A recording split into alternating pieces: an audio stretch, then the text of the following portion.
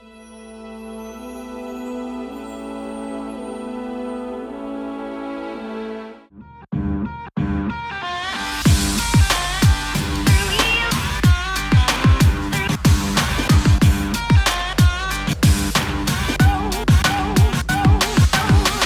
that time, the world is either you can be a doctor, you can be a engineer. Yes. So I was like, what should I do?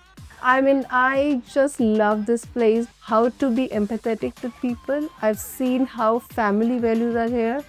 You don't know the language, but still you're surrounded by people. Oh, that's lovely. Yeah. I argue before the judge. He gets a little perplexed about, is she an AGP, an assistant, or she's a GP? And I have to keep telling them, no, I am the GP, I am the GP. And they're like, you're the GP.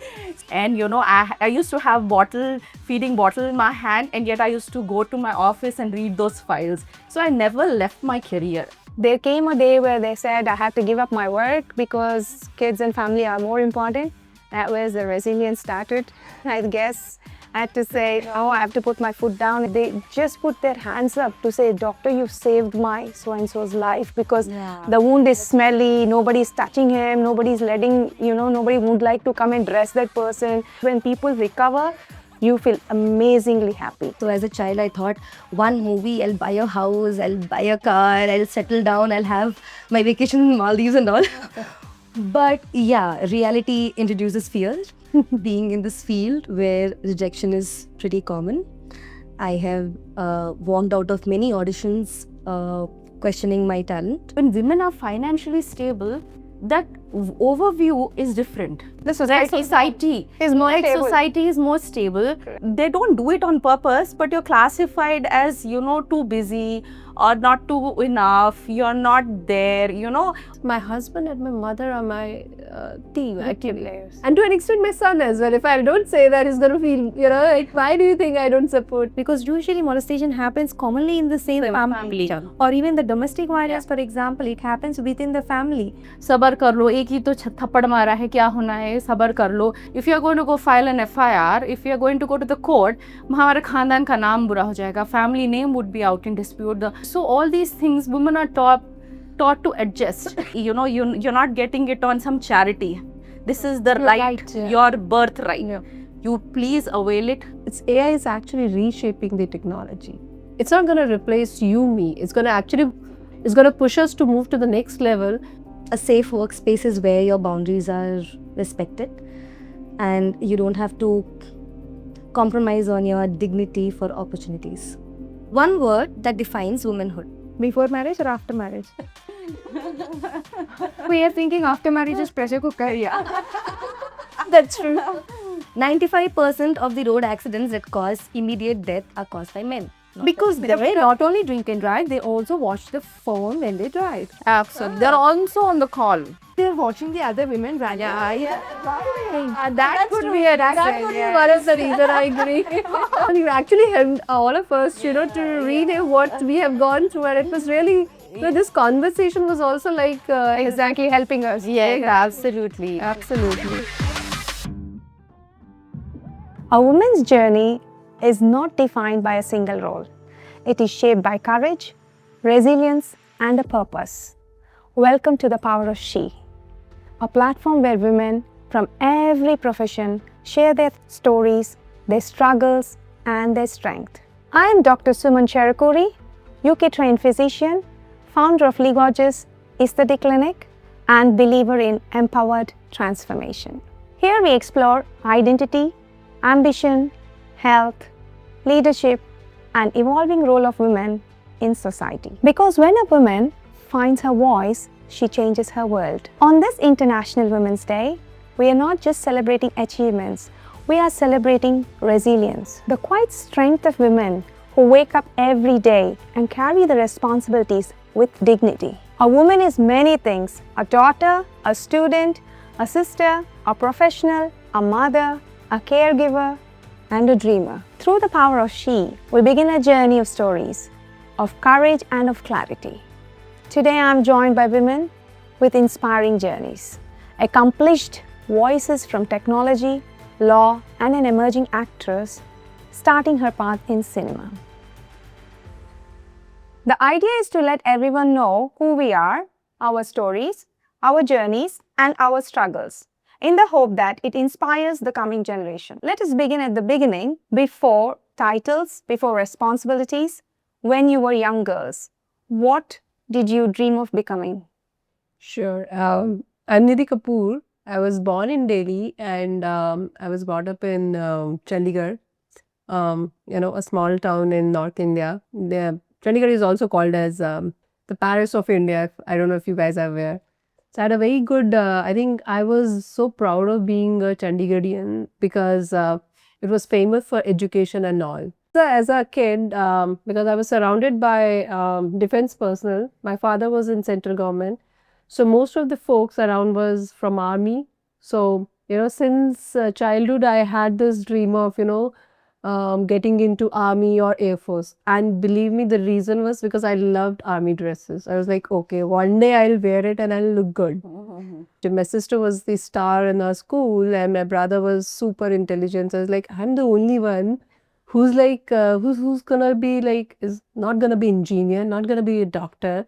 So when there was, when I cleared my board exams, then you have to choose, right? Whether you want to go for medical or non-medical. Believe me, my choice of medical was based on, okay, I don't want to do non-medical because I don't want to do maths. And then I'm not going to take commerce because without maths, it's of no use. So I actually did, BPC. yes, by PC. And by that time, I prepare for the exams and all, and it's not that easy, believe me. Prepare, and I think you know this, Dr. Suman, that it's not easy to clear medical exams. But at that time, I think the beauty was that there were other courses started coming up. There were a lot of courses around microbiology, anthropology, and all this. And that's where I got selected for geology. Wow. Now, I felt like, okay, this looks good. It's related to rocks and all. And so I got myself enrolled into geology, and that's where I did my BSc honors as well as MSc honors from Punjab University in Chandigarh.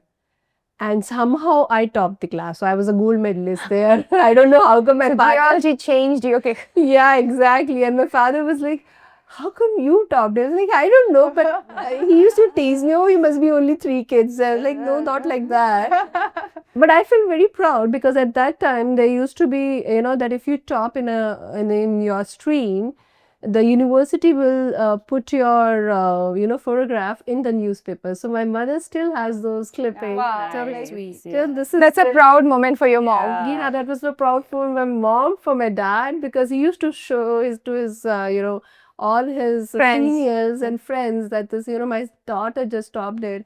And that daughter who nobody actually expected is gonna do well.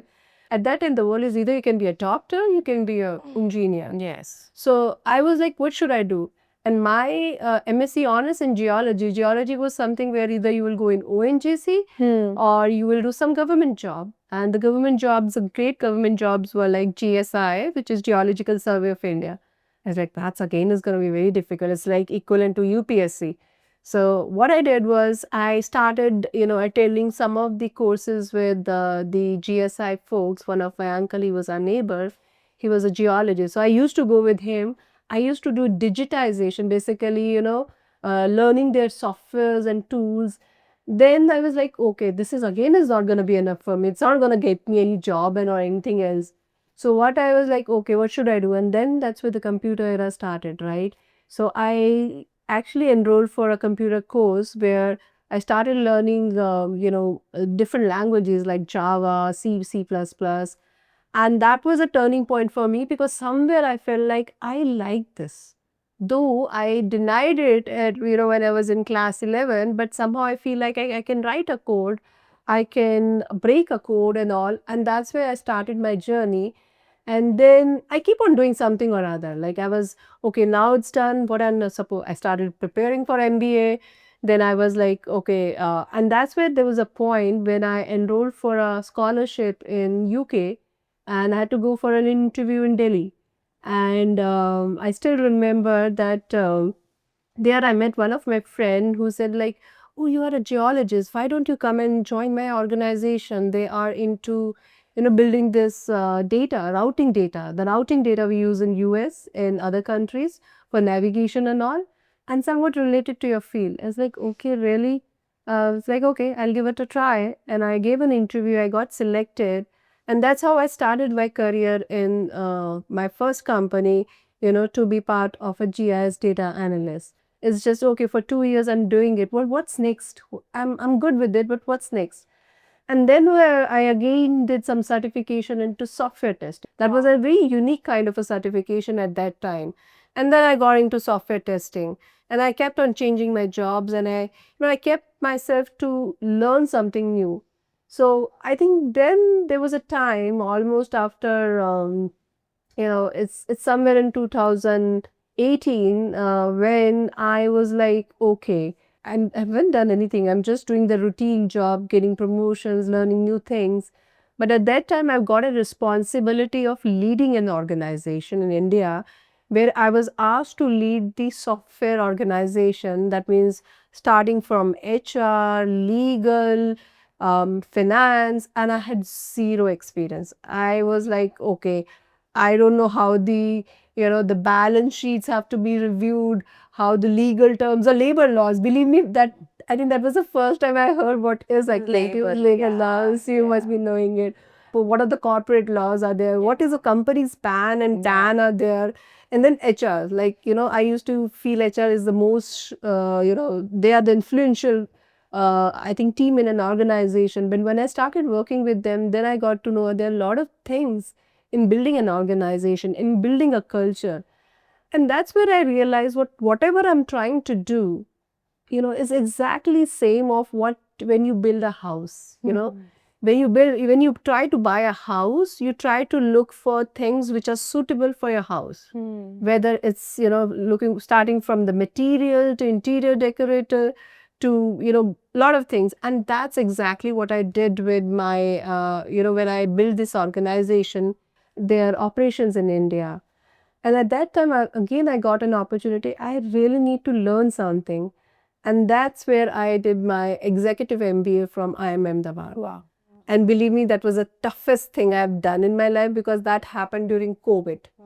So we were the COVID babies. We used to still call our group as COVID baby because earlier, otherwise we were supposed to go to, campus. We did everything online. And believe me, it was tough.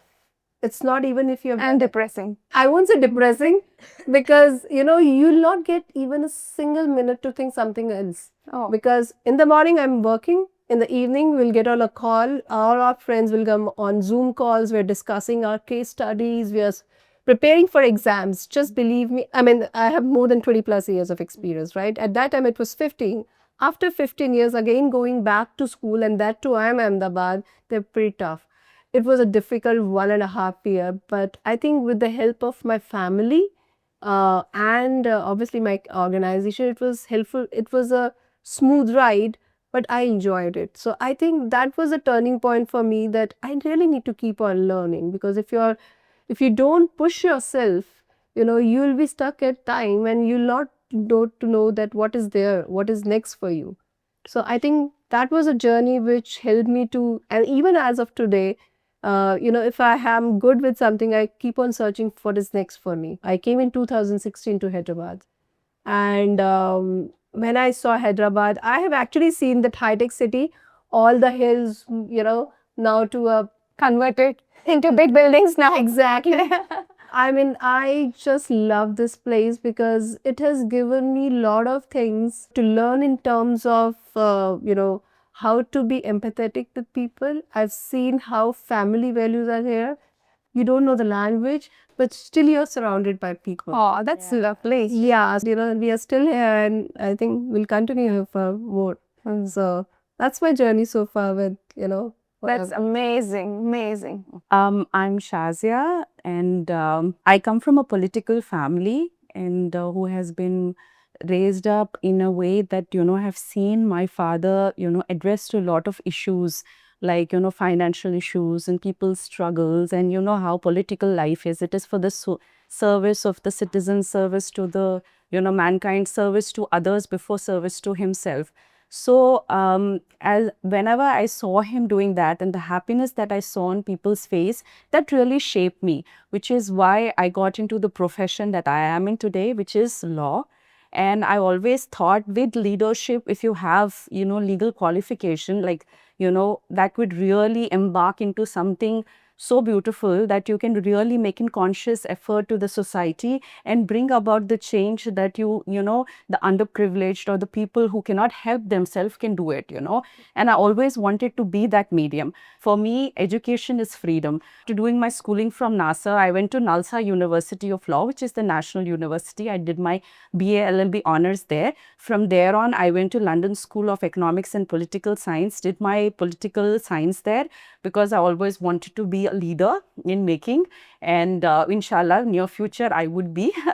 And then from there on, I went to Harvard University. I did my legal writing course from there. And from there about, I did courses from Oxford University as well, where I had written a lot of, papers for Oxford. And then I went to do my post-graduation diploma in cyber laws, and I topped the university. I was the gold medalist in the country, and there and I was in Supreme Court practicing with a senior advocate named Abhishek Manu Singhvi, who's now Rajya Sabha member as well. I went with him to Akbar Road, made speeches for him, wrote down all the whatever speeches in political angle he had to go, get back to Supreme Court, then run ahead and do the cases as well. So I really loved that combination of being into leadership as well as helping and understanding law at the core.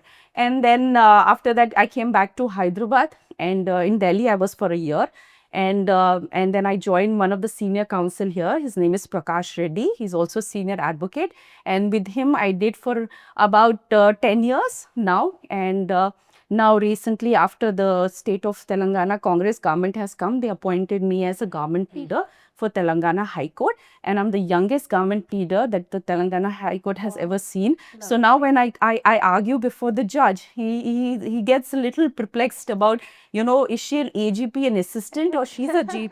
And I have to keep telling them, no, I am the GP, I'm the GP, and they're like, you're the GP. So it's quite, electrifying for me to know that, for a woman, to make her existence, and that speaks volume, because that identity is what I was always seeking for. Though coming from a political family, getting married into a bureaucratic family, and being born and brought up in Hyderabad, and it's another pleasure. And you're having your family with you, you have your support system with you. Thankfully, that I have in place since my childhood. And I come from a very progressive Muslim family. My father has always been like, my mom, she was a little conservative. She used to tell me, no, she can't go to US alone and study there. No, she can't go to London and she can't do it there. But my father was like, no, give wings to this girl and see where she flies. Oh, that is something. And I feel that, when you have a family member of yours who has so much of trust in you and he is really believing in your dreams, that is, I think, where, we stand out as women and we make it a big difference, that fulfilling career that I had until now, and inshallah I'll have it in the near future as well, is something I think by God's grace is because of my family, my support. I'm mother of 3 and my boys are 8, 10 and 12 years, and I've been married for around 13 years now. And I used to have feeding bottle in my hand, and yet I used to go to my office and read those files. So I never left my career. I was always there, even if being a mother or being married is going to anywhere make a barricade for me. I always felt that no, next time when I do this, I should improve next time. So even when there was COVID, I did post-graduation diploma and I topped my university. So I feel that consistency, hard work, discipline is a combination for everybody, irrespective of who you are, women, men. I feel that is different, but growing together, growing and understanding your potential is what embarks into you. So that is all about Shazia. Thank you so much, Suman, for calling us over and having this podcast. It is really overwhelming. Lovely to know about you. Lovely to hear about you. So let me go about myself then. So I'm Dr. Suman Cherukuri. So I am a UK trained physician and director of Lee Gorgeous Cosmetic Clinic. It's an aesthetic clinic. We've been running this organization since past 11 years. We take care of beauty, basically whoever are interested to get themselves better in their skin, hair or body, both medical and surgical. We are a team of 7 doctors and who take care of only aesthetic medicine. So that's where we are. I was born in Delhi. My early childhood was in Chandigarh, like yourself, because my sister was born in Chandigarh. So that's good. So we're only 2 daughters. Like there were no restrictions with finances or education or anything at all. So there was no difference whatsoever between a male child or a female child. At that point, I was not very sure about how the education, how strong I have to be and how independent I have to be. There was nothing at all, but my mom and dad were always interested in education. A very good science student plus a math student. During my childhood, as soon as I come home from school, I used to take a chalk piece and write down on the board all the lessons that have been taught today. So I used to never actually take out the book and read. I used to always keep teaching. So I thought initially I'll become a teacher. However, I landed up being the doctor. I think that would have also been a very good goal. The convincing power you have, you know. Yeah. So, you know, the relatives, when they come home, they will ask, what are you going to be when you're young, grown up? So I used to say, I'll be a teacher.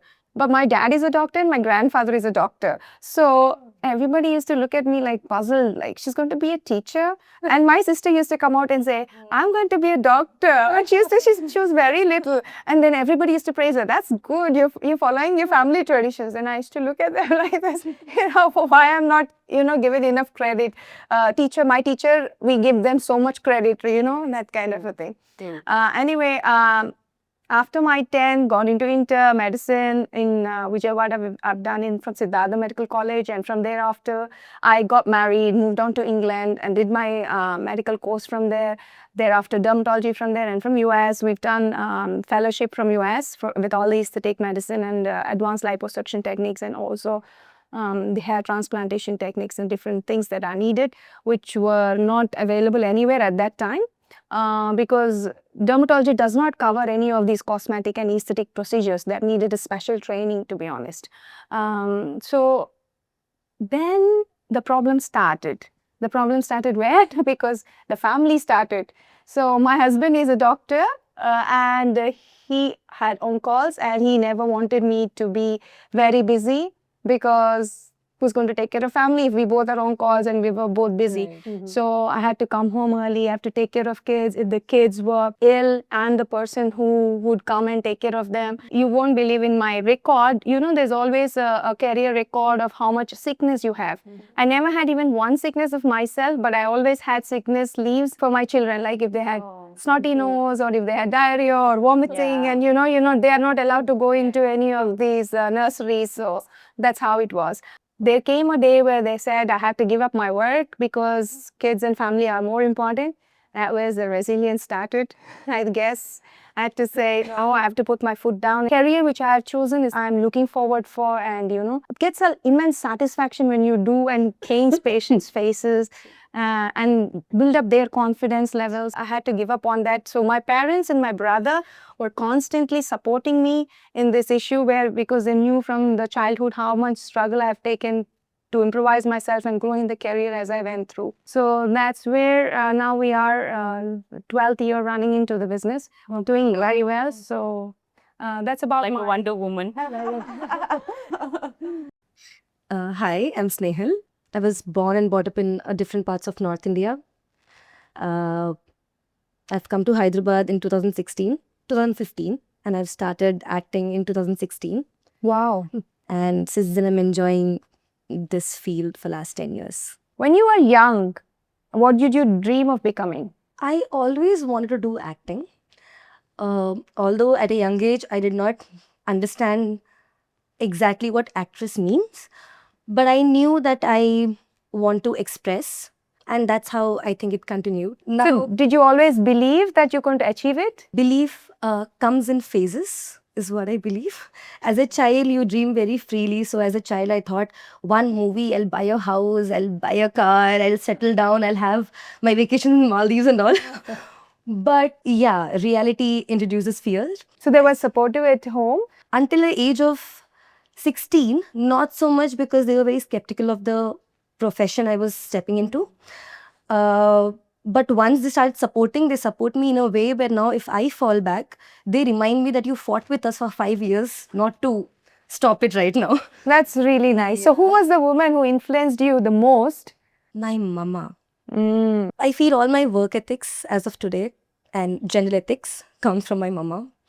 She has never particularly spoken about empowerment, but watching her deal with things inspires. Yeah, the way moms deal with their patience, their resilience, that always inspires us, isn't it? Yes. And also so grounded. They'll be always grounding, everybody to stay home, and they keep the family unite.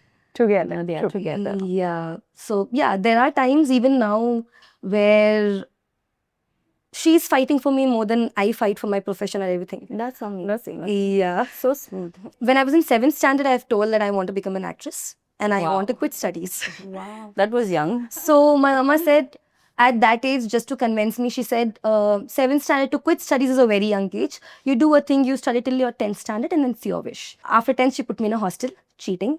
But anyways, then she said, finish your 12th and then you do whatever you want. But this time I did not get fooled and I started my acting career when I was doing my 12th. Initially, I also feel they did not support me so much, thinking it was just a hobby. Right. And they did not know that acting as a profession can bring good things. But when I started acting, within 1-2 years, they understood the field. And yes, now everything is very nice. They're super supportive. Very, Really nice. Happy. Was there a moment when you doubted yourself? Not really. Right from my childhood, I believed that, I had a picture in my mind, because looking at my father, when I went around with him for padyatras and when I went around with him to, legislative assemblies and, sat with him in all the, social justice systems setups, I always knew what I wanted to, and I always thought that with education, this could make a powerful impact and I can do so much for the society. So I would like to quote Jalaluddin Rumi. He's a poet. Like, set yourself on fire and seek those who fan your flames. So I always wanted to set myself in a firing position, and I wanted to see, let's see how things goes. I always felt that my God has brought me into this world with some purpose. So I feel every human being has a purpose, and with faith that had bought a lot in me, thanks to my mom, who's my inspiration. She bought in this thing that, beta, when you know what your universe is wanting for you, and when you know God has placed you in a position, use it to an optimal level and see, because you are in that 1% who is educated, comes from a very good family, who has roti, kapda, makan. So, with all of those things, see where you can put yourself forward. How is it that you can give back to the society? So that helping aspect has always shaped me and structured me in a way that I wanted to do what I wanted to do in my life. That's lovely to hear. Yeah. Regarding myself, whether I doubted myself, actually I've never doubted myself, but my mom always wanted me to become a doctor. So I didn't know what a doctor is. I knew that they're going to take care of patients, but I didn't really know how much to read or how much struggles are there in the future. I know this MCET is a very competitive exam that you have to go through. But however, I'm doing very good in my grades and everything. I was topping, so I thought I would go through it. However, I used to remember there used to be a second plan for everybody. They're going to take a long term, they're going to take a year break, they're going to prepare again and give the exam. But I've decided myself that if I'm going to shoot it in the first attempt, I'm going to do it. If I'm not going to do it, I'm going to select bioscience. So something I would like to do that and then get married. This is what I actually made my plan. Then the medical results came and then I was astonished because, of course, I got a very good rank and then in the first attempt, so I went through the medicine. So I never doubted myself. But here I can remember only one thing. My mom used to say, you study only for this +1 and +2. That is enough. You don't need to, once you get into medicine, everything is so chilled and cooled. And actually, my my inter books are only this much, but my medical books are like this much. And then once I got into medicine, I thought, Mom, what did you do to me? So there's so many more books to read. So it was not going down, it was actually stepping up. And since then, it was always going up in the career. It is hard, like one step at a time, as you rightly mentioned, as you went through your career. It was hard each step going up. So we do the same question. Was there a moment you doubted yourself with Snehal? Yes. Being in this field where rejection is pretty common, I have walked out of many auditions questioning my talent. But doubt is also a part of growth. What doesn't challenge you doesn't change you. So I'm happy for whatever happened. What helped you move forward? It's not just about achievements and titles, it's also about what we struggle quietly. I make my place in the society in a way that people accept me for who I am, especially coming from Muslim community. I always also wanted people around me in my community, girls especially, that get out of your comfortable zone and achieve things, because everything is laid down for you. You just have to come out of it. And even if you have to, like how Snehal said, that earlier family was spectacle and then later on they accepted what she wanted to do and then move ahead like that. Even if there is something that you have to convince your family with, later on near future, slowly when you start building up that career or that things might change. So that I felt that moving ahead was for me is building a staircase where once I move ahead, everybody else come with me on the top. So I wanted that kind of empowerment. Yeah. So what helped me move forward is certainly when I look at these textbooks, they are not helping me to move forward.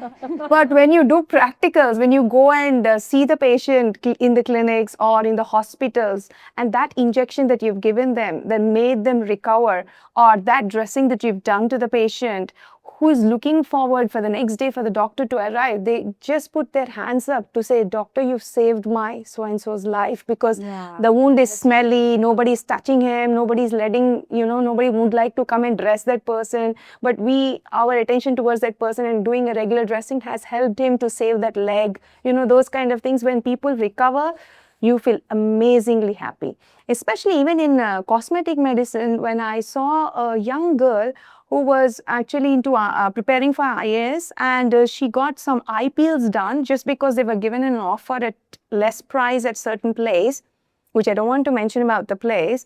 She just took that because it was offered at a very cheap price. So what happened when she finished the peel, after 3 weeks, she started getting a nice black mark right from the eye, round onto the cheek and onto the nose. So she came to me and said, "Doctor, I'm really frightened now what I need to do, because my father is a farmer. He has given me money to go to the Hyderabad sit and you study for your exams. But because it's only 1,000 rupees, I just went and got the eye peel done. Now I got this big black mark on my face. I'm really hesitant to go back to my hometown, because my dad won't accept me to look at me like this, and they'll be just fallen down so to see me like this. So what can I do?" And we did a procedure that helped to recover all that back to normal. She was so happy and she's so thankful. But it's not about what they're telling us. It's about seeing them being happy. It's about them recovering. It's a change that we have given to her. It's the confidence we rebuild her back. Those kind of situations actually help us get more, feel happy about what we have achieved, or, what we've reached, or how it moved forward. So we'll do what helped you move forward, Snehal? Being in this field, audience is what helps us move forward. Good feedback and all, but that's not always there. So at times, we just need to be motivated. You need to be disciplined and work on your craft at that time. But yeah, audience help us move forward. Good. What about you, Nidhi? I still remember this conversation with my father when I was not able to clear the NEET exam. Whatever you want to do, I'm with you. Doesn't matter whether you're going to be successful or not, but my support is going to be there. And he said that as you will learn things, you will get more clarity on what's going to come next to you. Because right now you're in a stage that you're not able to decide to whether this is going to give me, because you're looking for an immediate success. So rather than looking for immediate success, look for what is going to give you comfort now. And my full support is going to be there for you to make sure that you get what you want. And I think that's what helped me to move forward. And that's where, I enrolled in that course, and I think I moved from there and continued my journey. Yeah, that's a very good support from your father's side. It's very nice. I mean, this is what I say to my daughter as well. Sometimes she can be not exactly what you would like her to be, but at the end of the day, I would say, whatever you do, I always love you. Yeah, that's You know, that's all, because they all need to know that we're always there to support them, but just be careful as you make moves. true. How important is financial independence in a woman's life? Financially independent is just not about income. It is about self-respect. It's the boy's voice. It's about, having your own identity. Financial independence is also stability.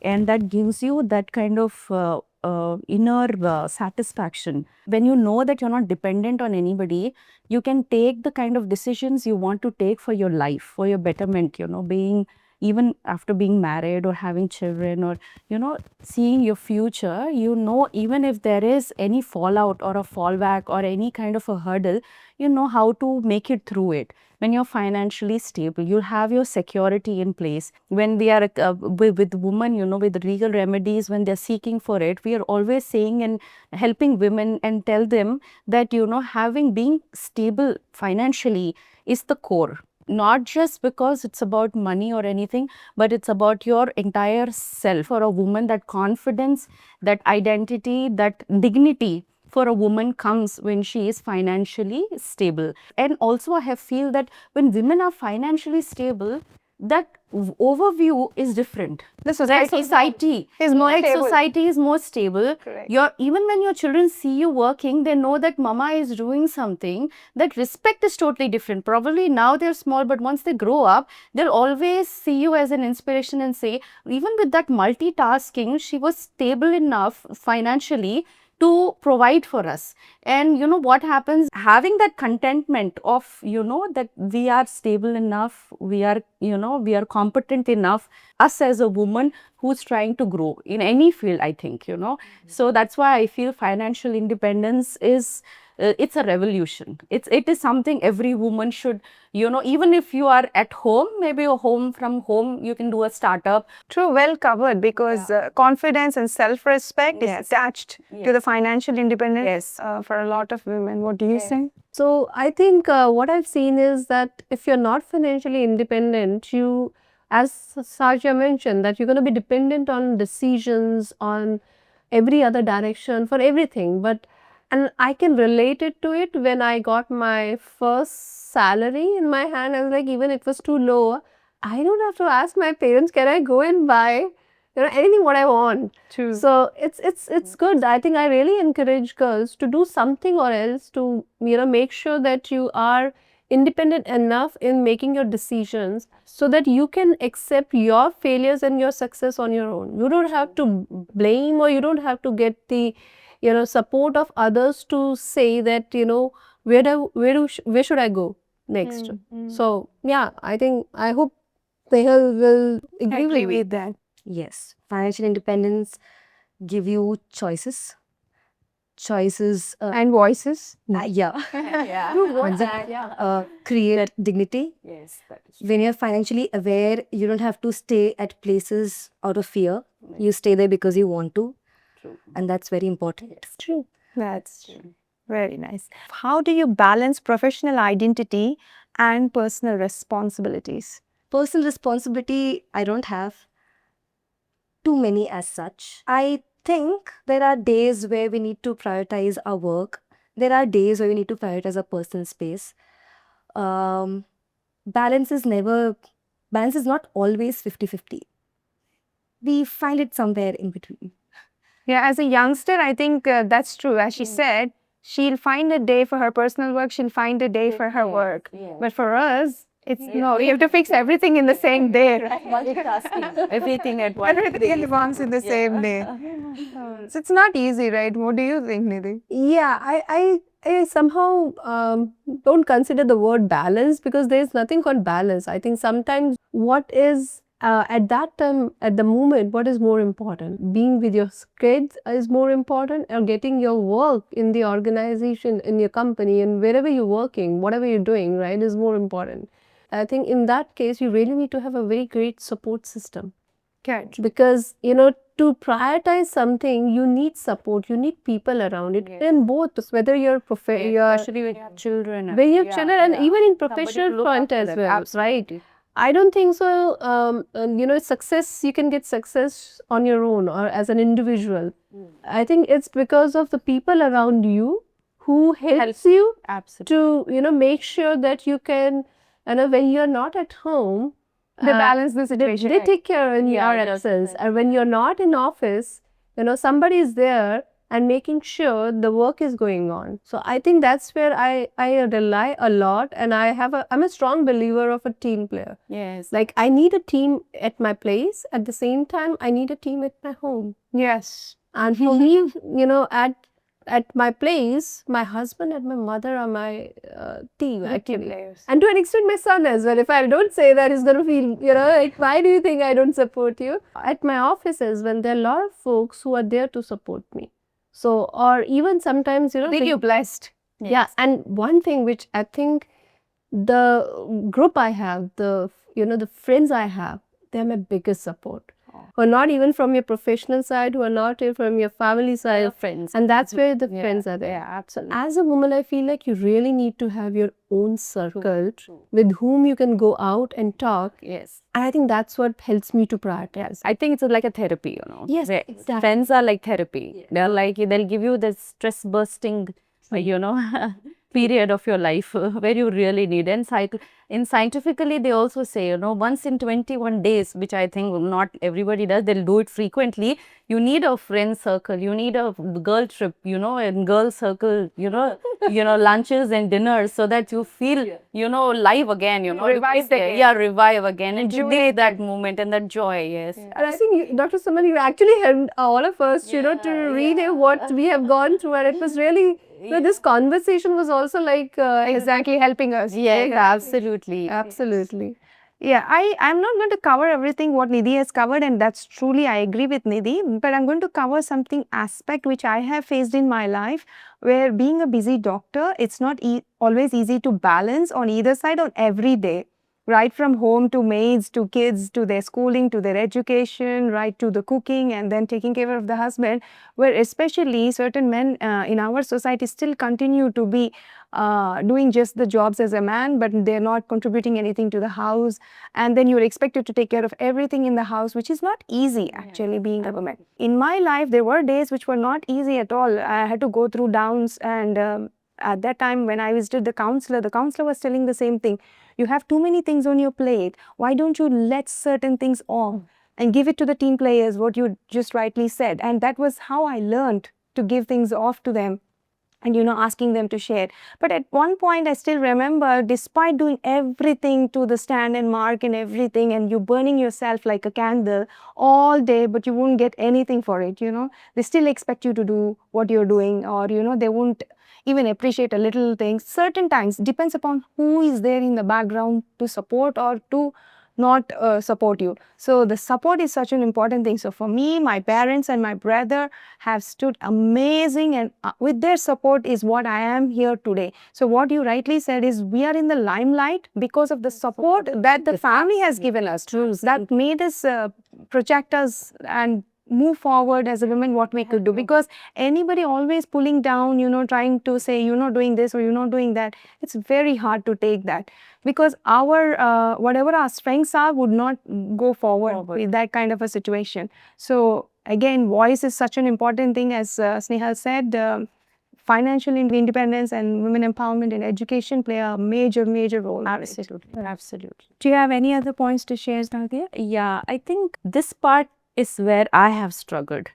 So, because I have 3 young boys, and then these days schools have come up with so much of extensive homework programs where parents are supposed to be involved, especially the mother. And for, and I somehow feel guilty that maybe I'm not there for my children as much as I should have been there. And when I go to work, I'm constantly back and forth. I get a call from the school, then I'll have to send the homework to the teachers. Then, so that back and forth, I feel that I might be doing my best, but somehow I feel that the 100% that has to be given. And with the career women, and especially having more than one child, it's going to be a tremendous task.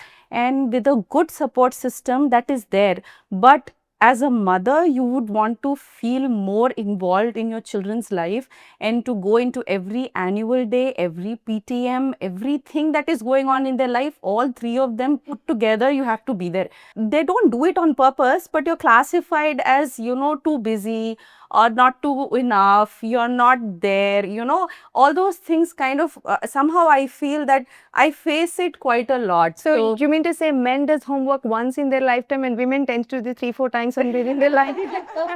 Yeah, no, that is see, I think that society in India has put up a position for a woman that they say that a mother can't do the helicoptering job where they can just go and see as how the children are doing and just figure out everything is placed. Even if you're financially independent, even when you're providing finance, even if you are, I'm giving an example, then still the chores that tiffin mein dabbe mein khana bhara nahi bhara, bachya ka bottle dhula hai nahi hai, after he comes back drinking the water bottle, when he goes to sports, is his socks washed or not? All these things, no matter how many people you have around you, has to be seen.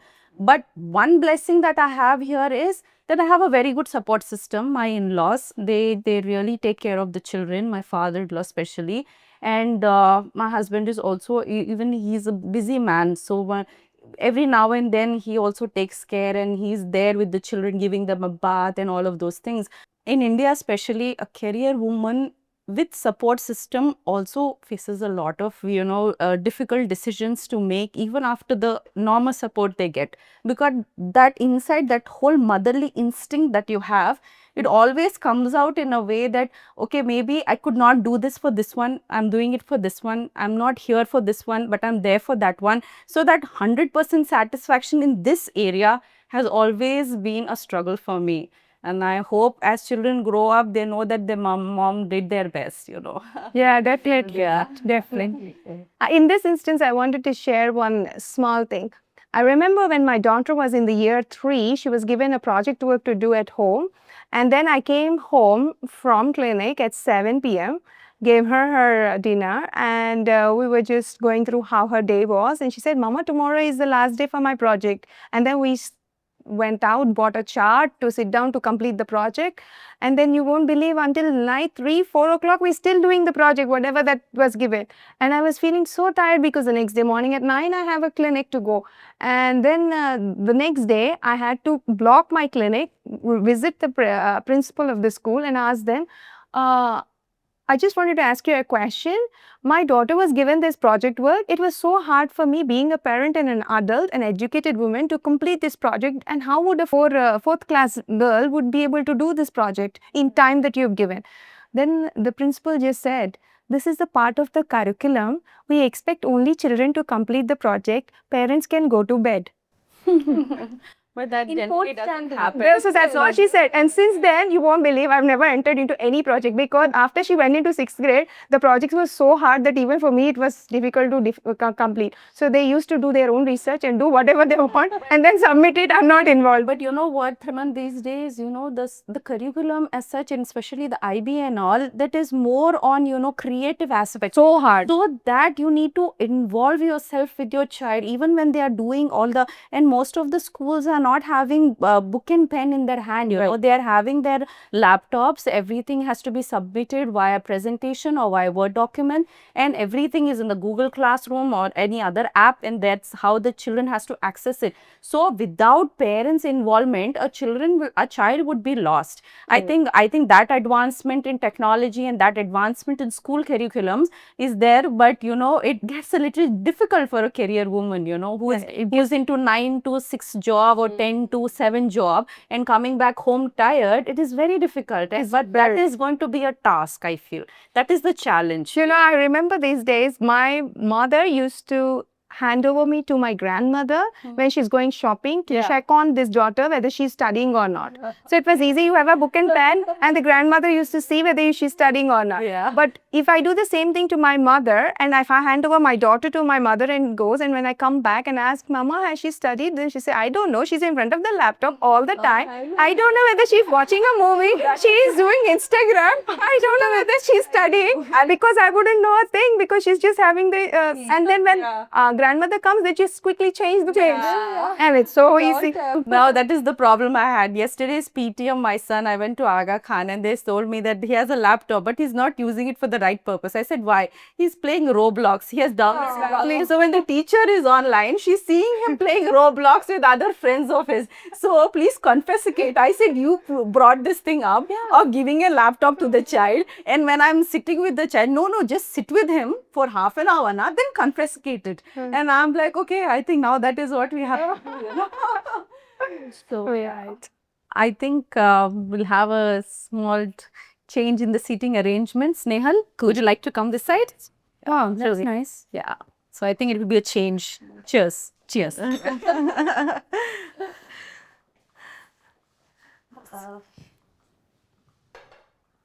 So this is a specific question to you, Shazia. As citizens, what are some basic laws every woman and young girl should be aware of? What legal rights should they know in their daily life so they can protect themselves and make confident decisions? Right against harassment. Like if there is, molestation happening, or if there is any sort of, bullying that is happening, to voice out, and that the comfortable touch, the comfortable zone of women should be protected in that realm. And legally, and our constitution has provided, and our CRPC, Criminal Procedure Code, IPC, Indian Penal Code, has provided with a lot of legal remedies to women. So one of it would be right for equality. That is Article 19 and 14, that everybody is equal before law, irrespective of the gender, and you're not getting into the creed, culture, or any of the bias. They have that right to equality. So they cannot be treated otherwise. That is one thing that we, especially women in workplaces, right against harassment at workplaces. That is also very important, where they treat a woman counterpart in a different way and men in another, and they exploit them in different spaces of work culture. That is one thing. As the women keep growing and get into professional spaces, they have to be told about these things. And most importantly, I feel, is the right against domestic violence. That is something, before getting married, they should be given a small, antidote kind of a thing. Like a parent, as a family or as a setup, we should teach them. Or even for the matter of fact, schools, they should make it compulsory. Like after we get into law, we are getting to know all these things. But I feel that it is important when we're doing political science and other subjects, as these part of it should be there in the curriculum, where they should be taught about right against domestic violence. Like, you can go and file an FIR freely. You know what, people get scared when they talk about law, they talk about police stations, but that's the easiest process to go. You will have a woman, officer in charge there who will be taking care of your cases, and there will be legal access, legal aid available to you, fast track courts for women, for the matter of fact, all these things. When they get to know how comfortable and easy it is for the citizens, especially women, to go and reach out there and to fight their zero FIRs, then, everybody, whenever there's something happens to them, in their personal front or a professional front, they can go up and they can just, they can seek those remedies, the legal remedies that is provided to them. It is a fundamental right, which if it has been violated, they can seek remedy. These are the basic things. When people are asked, because of the culture in society and everything, that sabar kar lo, ek hi to thappad mara hai, kya hona hai, sabar kar lo, ya nahi to ye just, it's okay, just let's not make it a big thing because we have a name in the society. Let's not bring it out, because if they think, if you are going to go file an FIR, if you are going to go to the court, हमारे खानदान का नाम बुरा हो जाएगा, family name would be out in dispute, the man you are marrying will be in a big position, he will be in a position where his entire future will be collapsed. So all these things women are taught to adjust. These things should not come as an hindrance for a woman. domestic violence, we can talk about equality, we can talk about the legal remedies available to them whenever there is, their right has been violated, or wherever they have suffered an injury. It could be emotional, it could be mental, it could be physical, any of it. They can go and seek those remedies, and right to have custody or for the children. In case if there is a right to property, there is a lot of families that are in disputes, and the woman child wouldn't get the exact amount of property because there always a male counterpart is to be in a sovereign position. So those kind of things that you have that right to share of the property, right to have an equal say in the family, right to get educated, right for development, right to progress, right to grow, everything is so important. And that has to come from right from the time they are born, like from the entire system, and the society and the community as whole should help women understand these legal rights. And that's why I feel that coming from a background such as law, being a woman, when I go to this room in the courtroom, the voices are different. I might be the only woman there, or I might be the only youngest GP there, but when I say something, it would matter, because there are so many other women who are looking at me wanting to know what it is like to be as a lawyer or to speak for herself. And that really changes, one, as I told you, every small step you take forward, there's a staircase you're opening behind you where people can follow you and take those advantages and benefits from what you are doing it, and you can let them know about it. And which is why for me, in my future, after I'm done with whatever professional courses that I would want to set up a place or a fast track, a community in a place that I would want to help underprivileged women, poor women coming from illiterate backgrounds, or coming from abused marriages, to come up in these programs and contribute and find out. And I would like to go up to the schools and colleges and go up to government facilities where I can go and tell them that this is what you have been given. This is not somebody, you're not getting it on some charity. This is the right, your birthright. Yeah. This is, as a citizen, your birthright. You please avail it, you take it, and you live a happy life, Like a passport. like a passport, like a dignified human being. I think that's more important.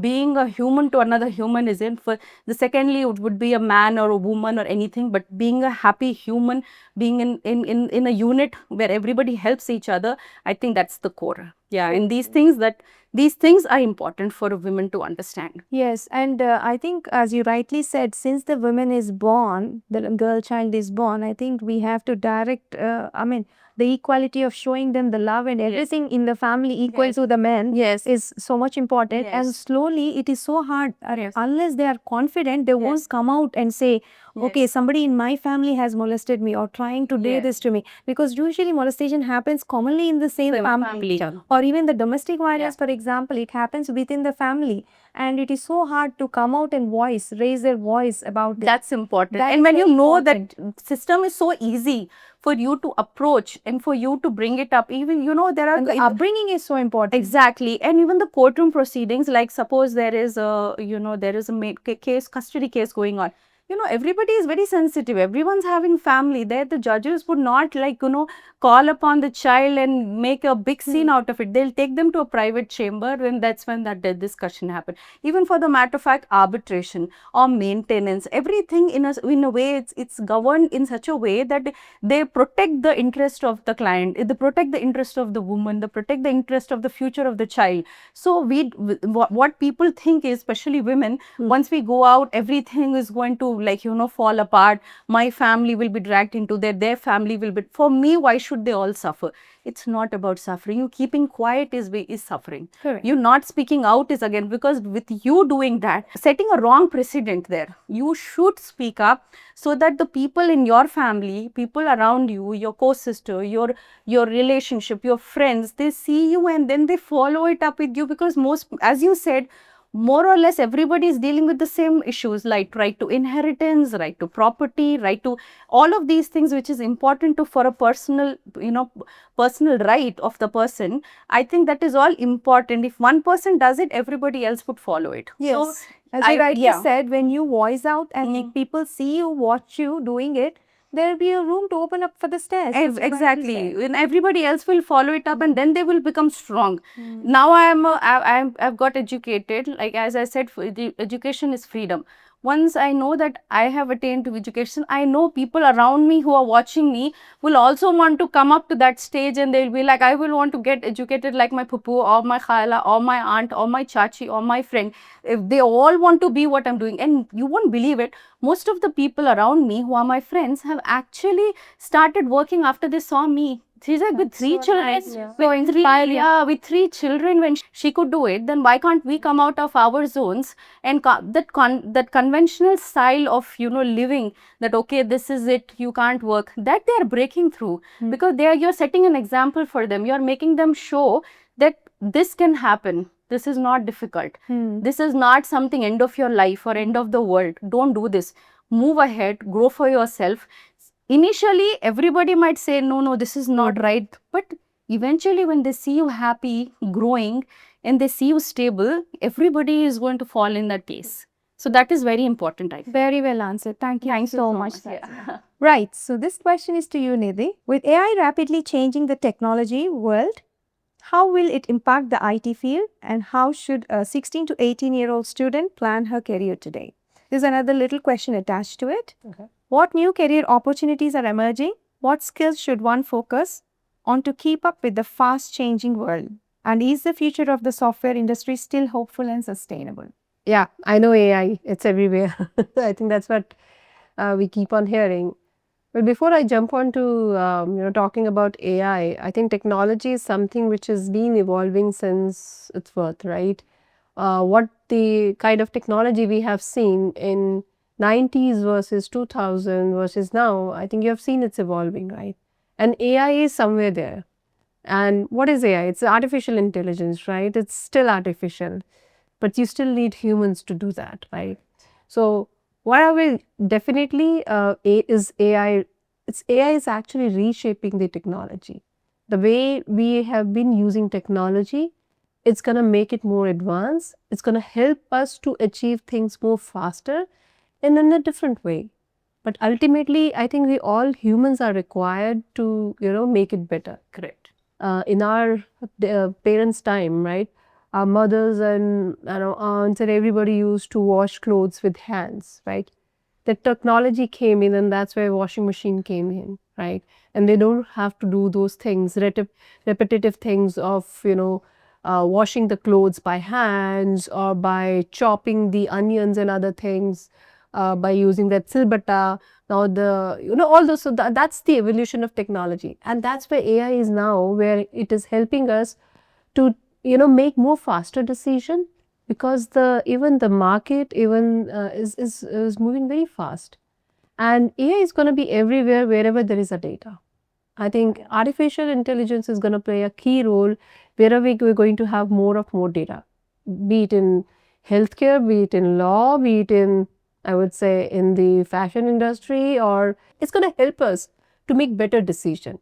It's not going to replace you, me. It's going to push us to move to the next level and going to push us to be more creative. And I think that's where I see people are getting scared of, we're going to lose our job. No, AI is saying move on and learn something new. Keep on learning. It's going to be our assistant. Exactly. It's going to be our assistant. It's going to be a team player, I would say. He's going to be one of our team members who's going to help us to take a next to save our time from simple tasks. Yes, simpler tasks. You Right. cut out the unnecessary time that you use for, accessing the data and everything. Right. It gives it to you in a shorter period of time. I mean, I'm taking your example, and not necessarily it's going to fit in every other example of the law, but there are a lot of case studies you have to do. You have to go back and read so many books and everything. What I summarize for you, right? It's going to summarize for you, but ultimately your experience, your thought process is still going to be required to make a decision in how you're going to put it front of the judge, right? That's where AI is going to be. So I think if I talk about the young kids, or what you just asked, like, make sure your fundamentals are still strong, right? Whatever we are, we've been taught in school, whether it's mathematics, whether it's science, those fundamentals are strong, because if those fundamentals are strong, you can make wonders with AI, okay? And on top of that, learn not only the tools and all, learn how AI is gonna be used in any area where you're gonna excel. Again, it's not necessarily to be in the engineering side of the world, but whether you're going to be in the fashion industry, whether you're going to in healthcare, because I know a lot of use cases are coming up in the healthcare industry. I think you must be knowing it better than me, but that's where if you, because you know your fundamental, your basic foundation on healthcare is so strong that now if you learn AI, you can actually plug in it so well that you know now I can take it to the next level where you might have taken more years to go there. I'm pretty sure you would have gone, you can go there, but with AI you can move that faster. So learn data. I mean, this is what I tell a lot of my folks as well. You should know how you can tell the story of the data which you're dealing with, right? If you're dealing with the healthcare data, you should know what type of health data it is, why I'm using it, who needs it, what it is for. So data is going to play a very important role. So the roles like data engineer, data analyst, everything is going on to cloud. So cloud architect, all those roles are going to be very critical in the upcoming days. So I would say, let's, bring AI to be a partner rather than, just be scared of, okay, I don't know what's new coming up, because after AI, something else will come up for sure. Yeah, because technology That's the is evolution. evolving. Yeah. True. So That's nicely answered. Yeah. Thank you. As someone who began your career in films, how do you view the competition in the industry, and what is your perspective on the safety concerns often associated with it? Today, even for small roles, social media number seems to matter. Is that good or bad change? How is it impacting acting and the film field? Coming to the competition in industry is intense. You will always find someone who is better than you, who is better than you in different things. That should not matter. You need to concentrate on getting a better version of yourself on a daily basis. Coming to safety is not just physical, I believe. It's emotional and professional as well. A safe workspace is where your boundaries are respected and you don't have to compromise on your dignity for opportunities. And these days, I don't think it's a big concern because women have started voicing against whatever is being wrong. So it's a pretty safe space. Please come in. Yes, social media is good and bad both. As these days, people are able to put their talent out on a easier platform rather than waiting for opportunities.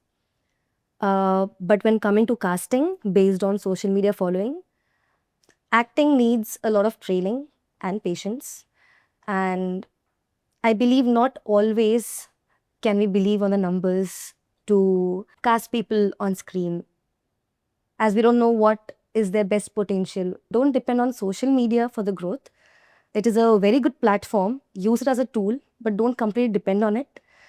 Build your skills and the brand will build itself. Yes. That's very nice. very good. So this is an open question for any of us to answer. Imagine a 16-year-old girl watching this today, uncertain, pressurized, confused about her future. What would you tell her? Yes, Snehal, you can go ahead. Yeah. I would tell her to not rush. I would tell her she's not behind. You don't have to have your life figured out at the age of 16. It's okay. Don't rush to impress. Enjoy your life, please. That's it. Yeah, I think it's very important for kids to understand that at this age, just enjoy, just observe, just see what is around you. Don't have too much of pressure of that what I want to achieve. And if you have clarity, it's good enough. Yes, I'm not denying that we should not have clarity. And I think we all are examples somewhere that we were even not sure what are we going to achieve. But as we learn things, as we explored, we get to know that, okay, what's best for me. So I would say the world is full of opportunities, so just have patience. So sometimes the path may not be so much clearly visible a long distance. Maybe a short parlor teenager, you can still figure it out. And I feel that every person, especially a 16-year-old, so young, I think each one, it has distinct character traits and distinctly, and they have all been born, as I said before, with the purpose. And everybody is special in their own way. You know, we have a palm with 5 fingers being different sizes. Each child can be different, each individual can be different, but each one has to accept what they are. And accepting yourself, loving yourself, I think the growth and the progress only happens when you start loving yourself. And you're being comfortable with your own self and not being into a denial or not being ashamed or not being shy of anything. You know, actually you can try different paths. Of course, maybe you want to become a chef now, later on you might want to be an aeronautical engineer, later maybe you want to go to, you know, NASA. You may decide on, every year it can change. Every year once you might want to become a teacher, next minute you want to be, you know, a lawyer. So it is okay. You can have things figured out at your own pace. There is no rush, and there is nothing called perfection. Being imperfectly perfect is the right way of, you know, living your life. So yeah. All agree? So, yes, Yeah, all yeah. agree. Totally. So, and with that, I would like to conclude, sorry to interrupt, with that, I would like to tell all the girls that, you know, there is one shairi that has come to my mind, कि खुदी को कर बुलंद इतना, खुदी को कर बुलंद इतना कि हर तकदीर से खुदा पहले पूछे कि बता तेरी रजा क्या है. That God should only ask you, what is it that you want, my child? That is how buland you should make yourself. And so buland with yourself and your identity, that you are so happy to go ahead and achieve what you want to achieve. Yeah. Thank you. That's good. Thank you. Yeah. What should she prioritize first? Passion, education, stability, or confidence? With confidence comes stability, then comes your passion, and then education. Yeah, I would say education, because with education you will have a lot of moods, and with education also you give the confidence to do things little differently. You'll be more creative. You'll have a lot of confidence to face the world, and definitely the stability will come on its own. True, very true. Any other options? I was thinking something completely different. Well, go ahead. Wow. Yeah, we would like to hear that. I feel we should prioritize curiosity and discipline, because passion changes, might change, might not, but might change. Yeah. Stability comes with time. Passion changes, confidence grows with time. If you are disciplined, you will ace in any field that you're going into. Yeah, I agree. Discipline is important, and of course, person who is not confident enough would lag behind in any of the industry. So confidence is such an important thing, especially in this fast move. And I also feel education alone will not suffice a person into, you know, getting them accomplished in life. Because what I see is, with my 3 boys, I can give you a distinct example. The second one is a nerd. He's very good in his intellectual and, you know, with the way he, you know, does his work and everything. But that itself does not create him that pathway of, you know, getting into other activities, making him bold enough to speak before, you know, people, and have his own responsibility in a way where he can make, you know, do this tiny home chores. Everything has to be told. So I feel just being into education and just being the topper, just being the best in class would not really suffice. You need to really have discipline, you know, you need to have the confidence, you need to have all of this. It will make it like, you know, once you put them all, that is when the curry gets beautiful, I feel, like, of the life. Yes, Yeah. very much. And I mentioned curiosity because now there was a time when education was the only path of earning well. But now, the more curious you are, the more ways of earning you figure out. And these days, people are making money out of anything. Just Anything. yes. Kids were told not to use phone, but they are having their own YouTube channel and YouTube, and they are making money at the They age are of 10 one of to the 12. richest in the world around. You know, I know with that richness, they have also built up their own empire of business where they are selling products of toys and puzzles and I don't know, so motor skill items. You know, where they have actually become entrepreneur at the age of 8 and 10. So innovation is also important. Yes, So not for using it in the right way. Yes. So not just doing that, yes, my parents did medicine, I have to do medicine and Exactly. Yes. No, too many pathways have opened. There is no normal culture where only one way was the right way. I think all ways are the right way, just the way you use it. Yeah. Yeah. Okay, so now I have a few questions for you all. Wow. We are excited. One word that defines womanhood. Before marriage or after marriage? Womanhood. We are thinking after marriage is pressure cooker. Yeah. That's true. So Before marriage is like a flower. Oh, yeah. it's like garden. Yeah, the butterflies are moving around. Right. Then the butterflies are gone. Butterflies. One habit every woman must build. Mama, listen. Workout. Yes. So she's telling workout is the habit that every woman should. So I think every woman should learn to raise their voice and, vent out their feelings. Yes. Went out their feelings, I would say. I think emotional intelligence is also very important. Old ladies who are not able to enjoy their life to the fullest after finishing all their responsibilities, when it's their time to enjoy, they don't have any strength. True. So yeah, what you people said is much more important. That's why we said workout. we have to enjoy before marriage, not as Which you can profoundly do it. Okay. One myth about women that must end. The women are good drivers, I would say, please. That's not Yeah. true. We are good drivers. Yeah, we aren't. Just said that men are the actual culprits of the very bad accidents, right? Yes. Oh, yes. Because when you see the survey, 95% of the road accidents that cause immediate death are caused by men. Because they not only drink and drive, they also watch the phone when they drive. Absolutely. They're also on the call. Yeah. They're always on the call. Yeah, they're always on the call. Or they're watching the other women run. Yeah. That could be a That could be one of the reasons, I agree. Put heavy weight on their head. Always like that. So that they thought your marriage is always safe. Yeah. Next, last. Last question. One message to mothers raising daughters. Show no difference. Don't compare. Yeah. Let them grow freely. Yes. That's what I think. Sometimes daughters are reflection of their mothers. So how they're going to treat themselves, what you just talked about, taking care of yourself, being, raising voice for yourself is what your daughters are actually going to learn. So I would say, be yourself so that when you are, whatever you're going to, any advice you're going to pass on to your daughters, they can see that in you as well. Yeah, true. My mom is very patient and she showed resilience in many of the occasions, and which sometimes or many occasions have actually taught me a lot of lessons indirectly. Yes. I think resilience is very important, It is something that we overlook, but that's very important. I also feel that,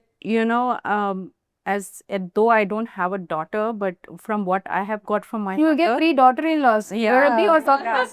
That is another story. So take care of them like your daughter. Yeah, that I will do for sure, because that is important So for then at me. that time, don't tell thinking they are your daughter. No, I will not tell anything. Yeah, I can say you're my daughter only. So, but that's important, that you never force them into being a perfectionist. True. Accept them with their imperfections and don't tell them that, this is the right age to get married, this is the right way to live life, this is the right way. So, I mean, most of it, as she said, is a reflection of their own mother. But our mothers have been coping up with a lot of it, So every generation is different. Every 10 years, it makes a mark of a new generation, I mean to say. So in that way, I feel that you should also understand that generations are changing. As a mother, if you have done something, your daughter does not have to do the same old thing. Look how the surrounding and environment is proceeding ahead and move accordingly and make adjustments accordingly.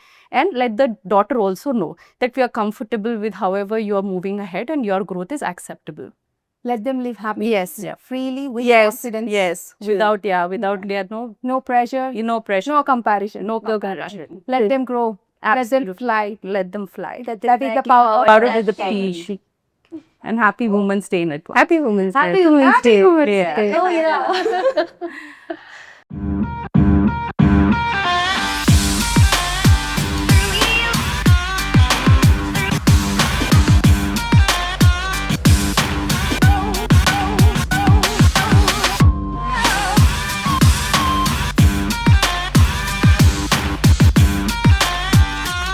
I don't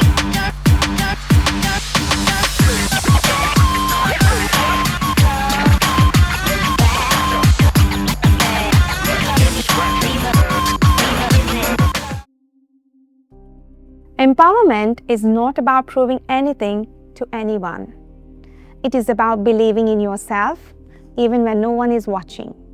A woman's strength is not measured by how much she carries, but by how clearly she knows her worth. This is just the beginning of the power of she. Our stories continue. Thank you for joining us on the power of she. I am Dr.Suman Cherukuri. Until we meet again, believe in yourself, stay strong, and continue your journey of becoming.